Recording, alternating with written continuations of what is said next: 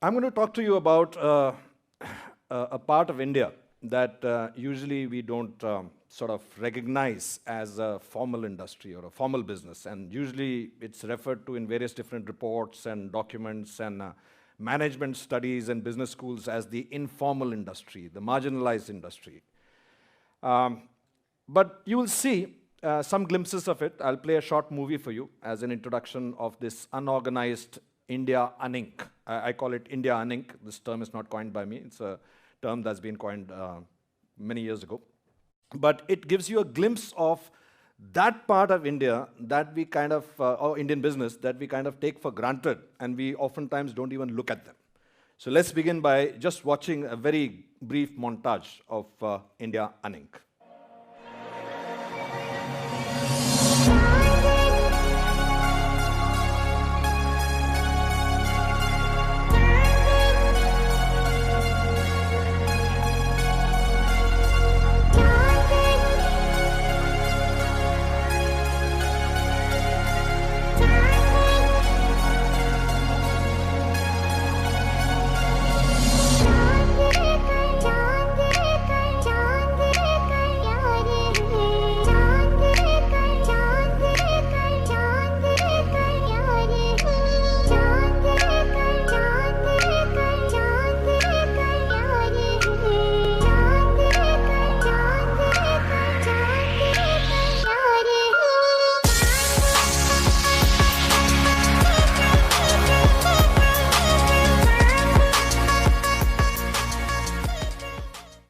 So in this 30-second clipping, you saw a whole series of activities that happens around us. I mean, newspapers arrive at home and coconut water comes, flower delivery, vada pav on the streets.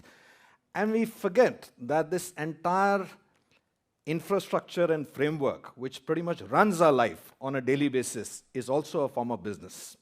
And we label them as marginalized, informal, unorganized sectors. Over the next 10-15 minutes, I actually want to show you how much of injustice we do by labeling this industry as marginalized, informal, unorganized. Because in every parameter of business metric, they very often exceed what we consider to be the tier 1 companies, the ones that are listed in Sensex, Nifty, the big giants, the unicorns, and the branded organizations. I don't know how many of you are aware that close to 50% of India's GDP is contributed by the unorganized industry. Not by the organized industry, by the unorganized industry. And those of you who think that FDI, there's a big celebration that happens whenever FDI inflows come in. FDI inflows have never exceeded more than 7% of India's GDP ever. 50% comes from the unorganized industry. The unorganized industry employs close to 90% of our workforce. India has a workforce of about almost 500 million, and 90% of that is employed by the informal industry, by the unorganized industry.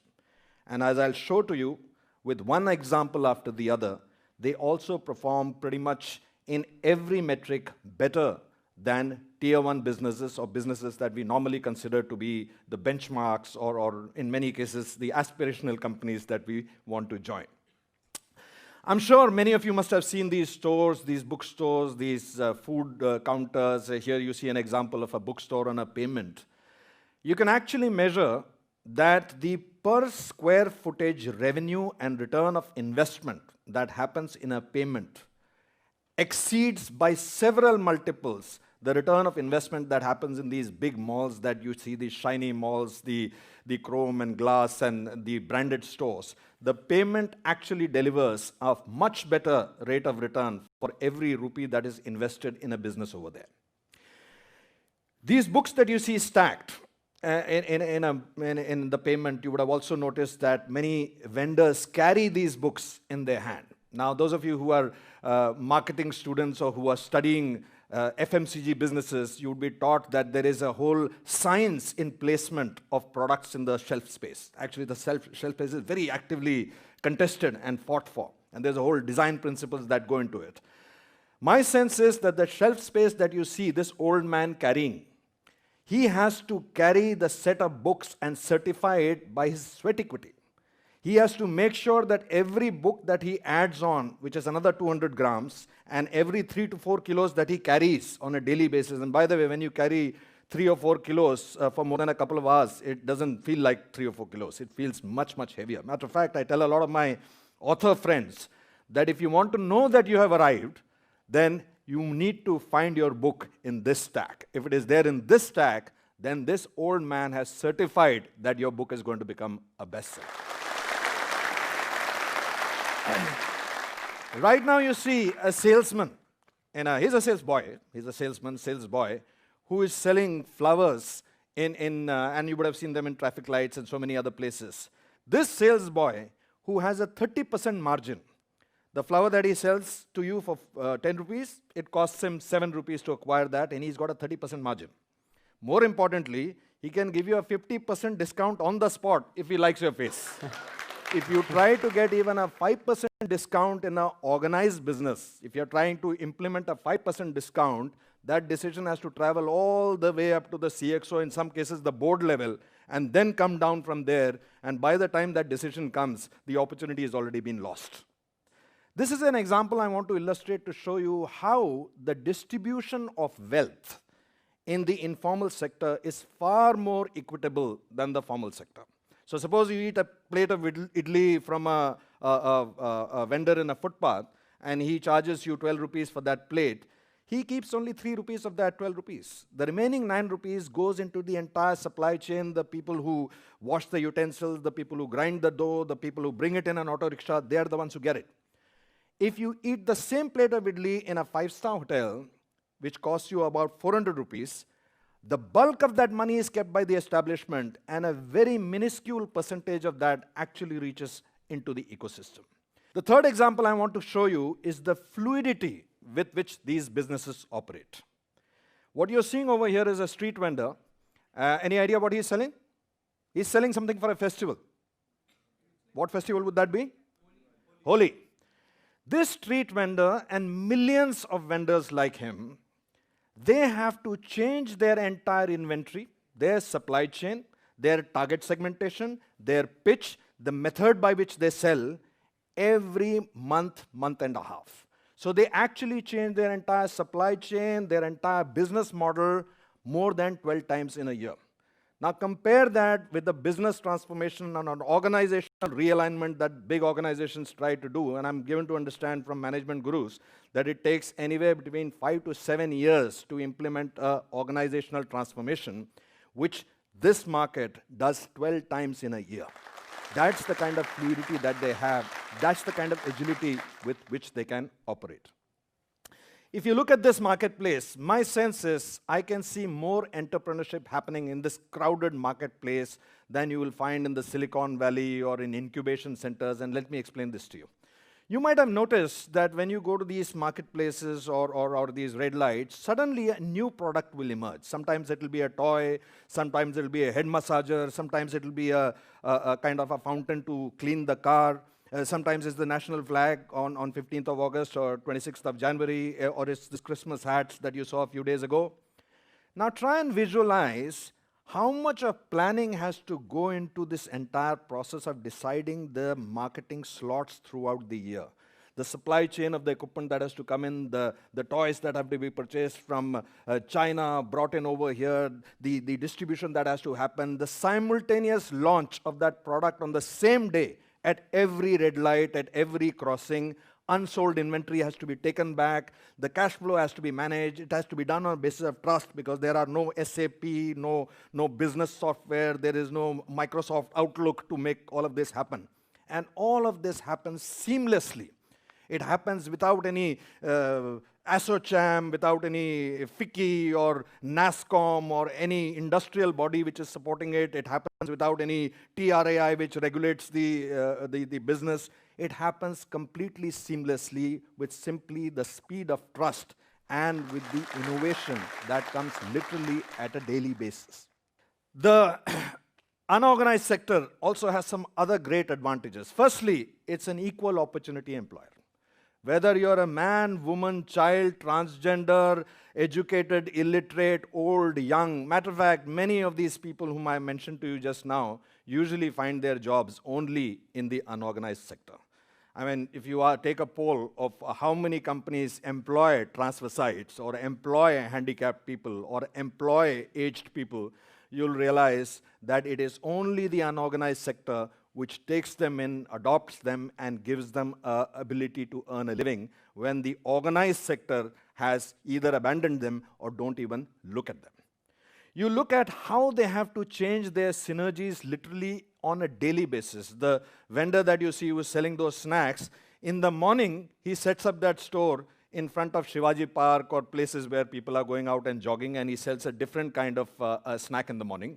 In the evening, he sets up the shop in front of a liquor store, and he sells a different kind of snack. So in the morning and the evening, he shifts his business model, he shifts his customers, he leverages different synergies in the same city at different times of the day. The last person you see on that slide is a tailor in Fashion Street.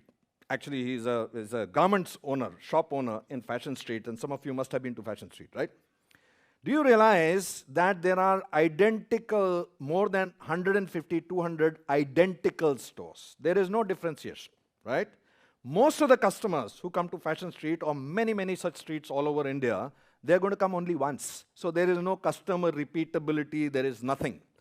In that 30 seconds or 1 minute of interaction, this tailor has to visualize the size. He has to pick out that garment, and it has to happen in the first or the second fit. Otherwise, that customer will move to the next store. Now, that's the kind of agility, that's the kind of innovation, that's the kind of customer understanding that these people have to do literally on a daily basis. I also believe that there are more management lessons in the street out there than in many of the B schools put together. And let me give you this example. So some years ago, I was working in a company called First Choice, and I'd gone to Delhi. In Delhi, there's this Pragati Maidan. Some of you might have known it. And my colleague was also a CEO of another company, and he was using this opportunity in Delhi to brief his local team. So his team had gathered around him, and he was sort of reviewing their performance or briefing them or whatever, and since it was none of my business, I was standing on the side. But when I was standing on the side, I noticed a street urchin who saw this gang of people and kind of, walked up to them, and he started begging and asking for money. So my friend was busy, briefing his people, and he was getting irritated by him, so he tried to shoo away this kid. He told the kid to go away, but the kid didn't go. The kid kept standing there. And after some time, my friend got a little irritated, and out of sheer irritation, he started looking for change in his pocket, and that, of course, was the cue for the rest of the subordinates to immediately pull out change from their pocket and hand it over to their CEO. And so he picked out a coin from the palm, happened to be a 5-rupee coin, which those days was a very, a substantial amount of money, and he gave it to the kid. The kid was also surprised that he got so much of money, but he was very happy, and he started running. As he was going away, a couple of other kids saw that he had got this money, and they tried to snatch it out of his hand, but he fought them off, and he managed to reach his headquarters, so to speak. And when he sat over there was another kid with him, who obviously was the younger brother, and he nudged that kid, and he pointed towards this group of people and told him to go and try his luck with this set of customers.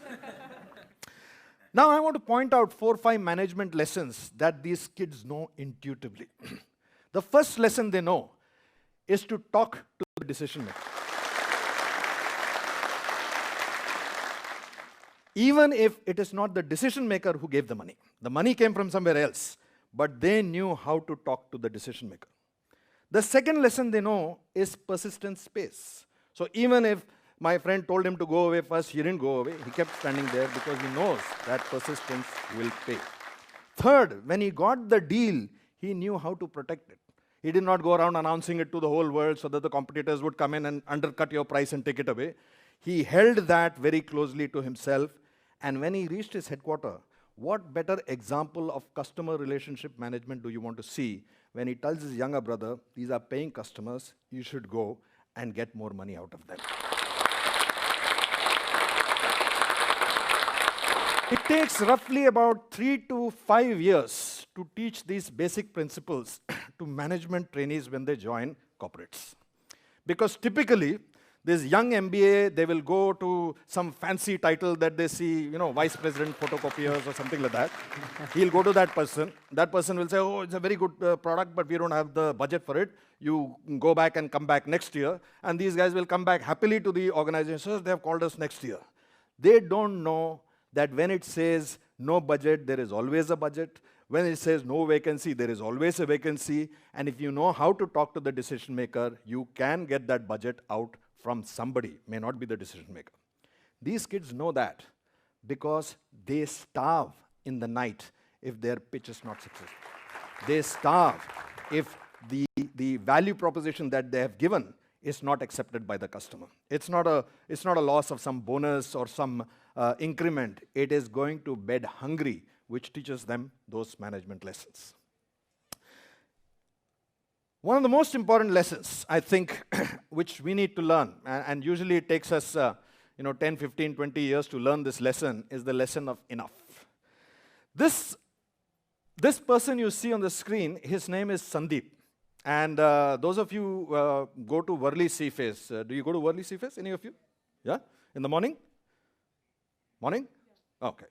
Because evening is a different set of activities. I'm talking about the morning.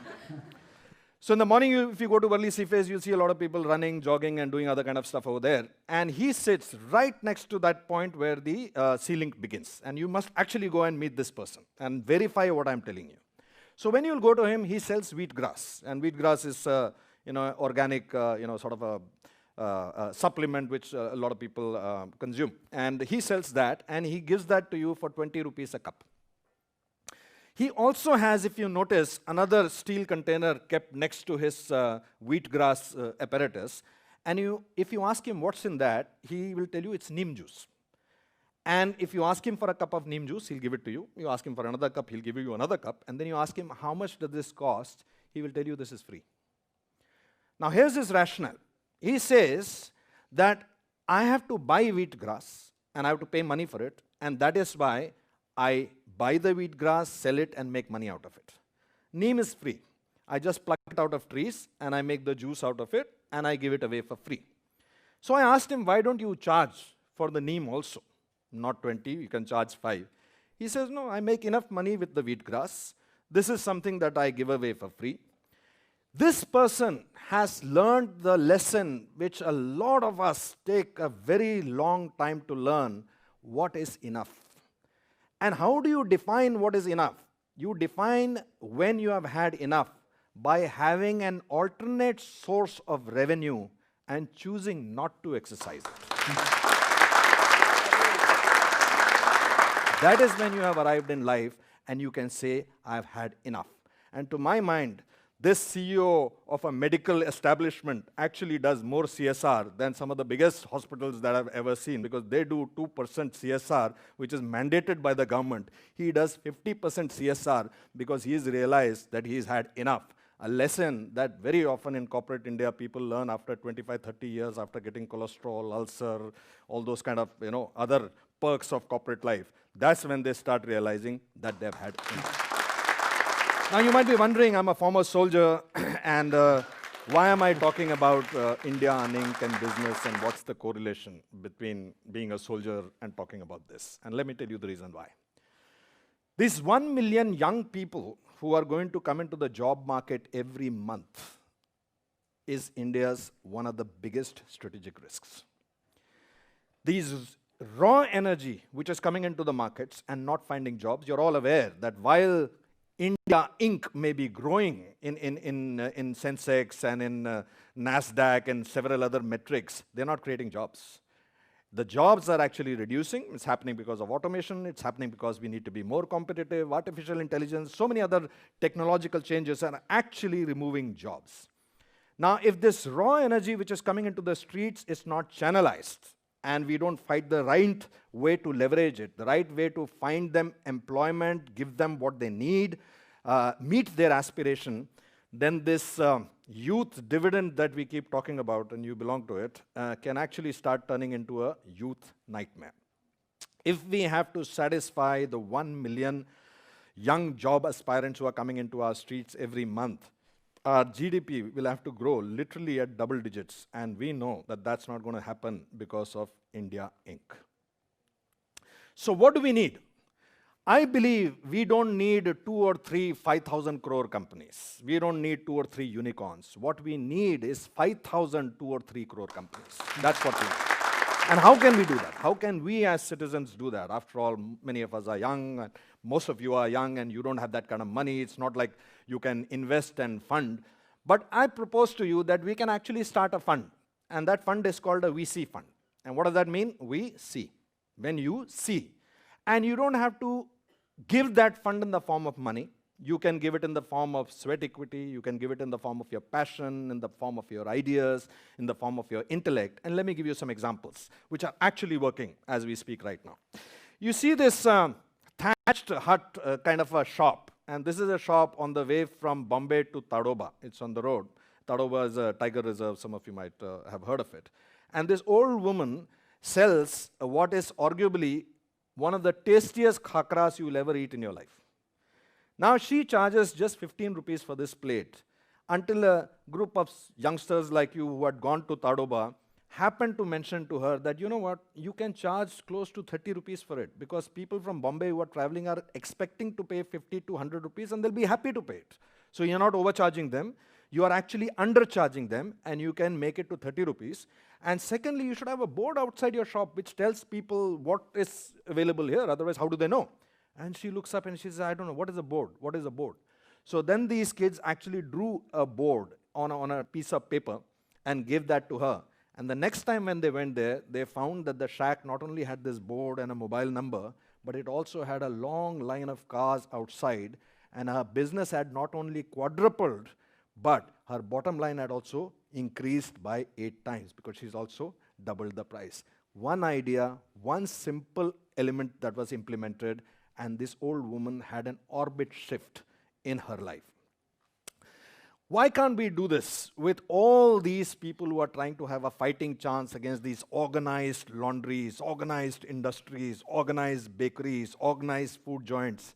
This local istriwala of yours, why can't we just go to them, train them a little bit, give them a little bit of capex so that they have a 20,000 rupee better iron?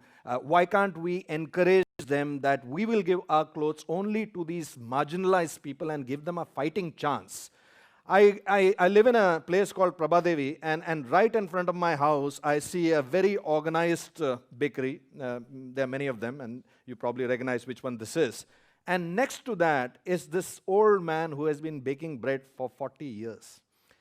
The tag sign of the modern bakery says, we bake our own bread. Suleiman Kaka has been doing it for 45 years. There's no big deal in that. Now, what does it take for us to give him patronage? To go to him and ask him to service us instead of going and buying that bread from that industrialized sliced bread cutting machine infrastructure from where it comes. There are hundreds of examples like that where we can actually take out our little bit of involvement, our passion, and make these miracles happen, because I genuinely believe there are more miracles per square feet in India Inc. And I want to give you a very, very poignant example of that. And you see in this picture, this boy, his name is Prathamesh, the one whose face is circled. Now, Prathamesh and another boy called Jitu, there were these 2 boys who used to be working in Mahindra & Mahindra, and they used to work in Mahindra & Mahindra as office boys. They were about 12th class pass, and one of them had done his graduation from a night school. They used to earn about 5,000 rupees a month, which is what office boys used to get in the year 2005, which is where this story took place.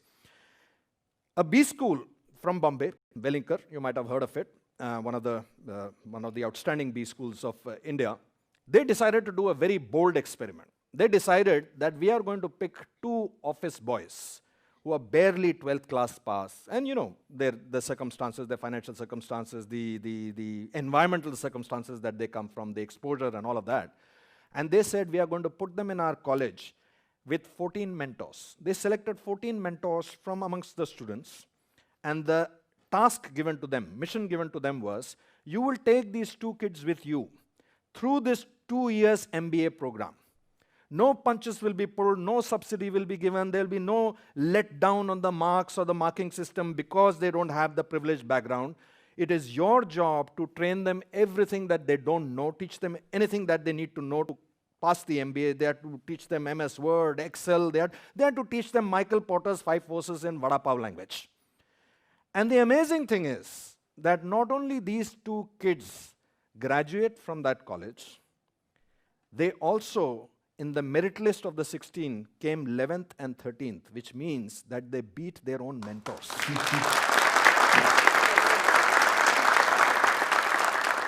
This is a picture which was taken in 2007, where you see them standing with Mr. Anand Mahindra. Now, there are 3 very important aspects that I want to tell you about this story. The first aspect is, when they were earning 5,000 rupees a month and they were earning 60,000 rupees an annum, they were not a customer for a bank, they were not a customer for an automotive company, they were not a customer for a housing loan. They couldn't be. But the moment they got their first job, incidentally, both of them were placed in ICICI Bank. Unfortunately, Jitu is no longer with us. He died because of blood cancer. But Pratimesh went on to become a manager. And their first starting salary was 6 lakhs. So from 60,000, they went to 6 lakhs. Now they became a customer for a bank. They became a customer for an automotive company. They became a customer for Mahindra & Mahindra.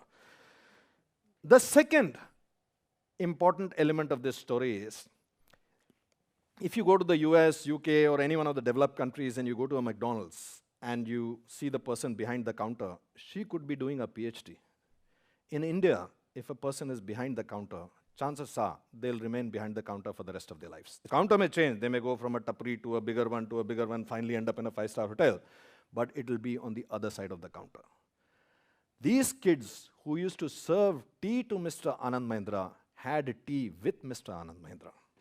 The jump from this side of the tray to that side of the tray is the biggest jump in India, in any developing country. And the last point, which I think is the most fascinating point, is that when these two kids graduated, they not only paid back that 5,000 rupees stipend, which was being given to them by the college. They had to give them a stipend because they were earning members of their family. So they couldn't do an MBA if they couldn't take back 5,000 rupees a month. Not only did they give that money back, but they actually gave money to fund 2 more kids. That ability of India Unink to appreciate someone else's grief and pull that person along with them is very, very different from corporate India, where you edge out other people so that you can go to the top. It's a completely different philosophy, and that is a philosophy that is needed in a nation where the distribution of wealth is such. You can read the latest reports, close to 58% of our wealth is controlled by less than 1% of our population. This kind of inequity in a developing nation, in a young, aspiring nation, is not sustainable. We can't continue to build these ghettos with high walls around it and fences over it and electrical CCTV cameras and smart cities. They are not going to solve the problem. We have to stop thinking of building smart cities with smarts. Instead of that, we have to start building cities with hearts. And to do that, we have to focus on India Unink. This is Pratimesh today. He works for a tier 1 bank here in Thane, and he manages a fund of close to about 170 crores. And what was the cost of this project? The cost was financially 0. No money was required to be done because they paid the money back. The 14 mentors, they also learned a lot about, they learned what really happens on the street, how business is conducted, what is the, how do people survive on less than 2,000, 3,000 rupees a month.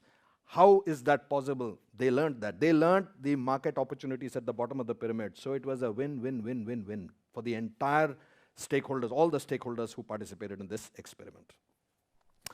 So what's the point I'm trying to make with all of this?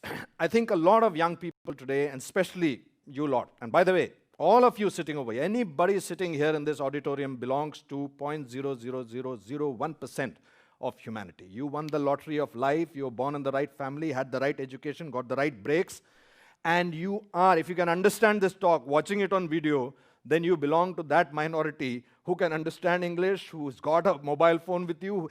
You understand what I'm saying. We have a choice. Our choice is that we can look at these sexy companies that are listed out there and be aspirational about joining them, and you'll join them and you'll maybe make a difference, In a large organization like that, any effort that you put in, so I have some friends or some interns who come up and tell me, you see this Microsoft Windows version 10, you see this icon? I made this icon. That's his contribution, right?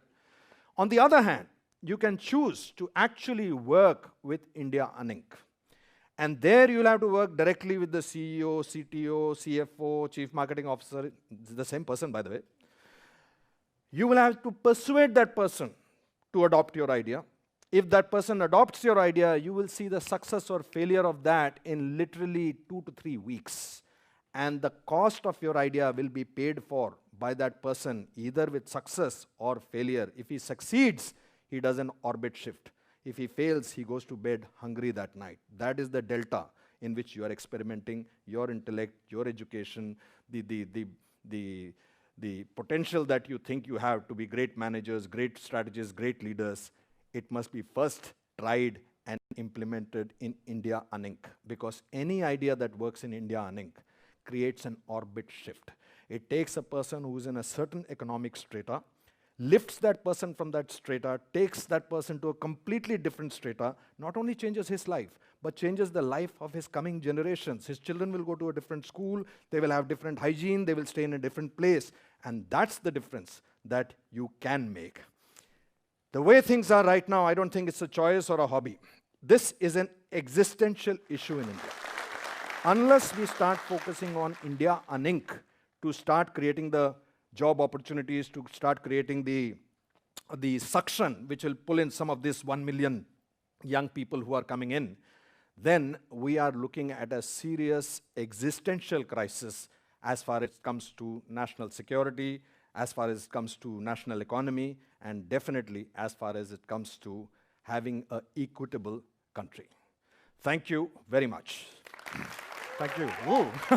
Thank you. Thank you. Thanks.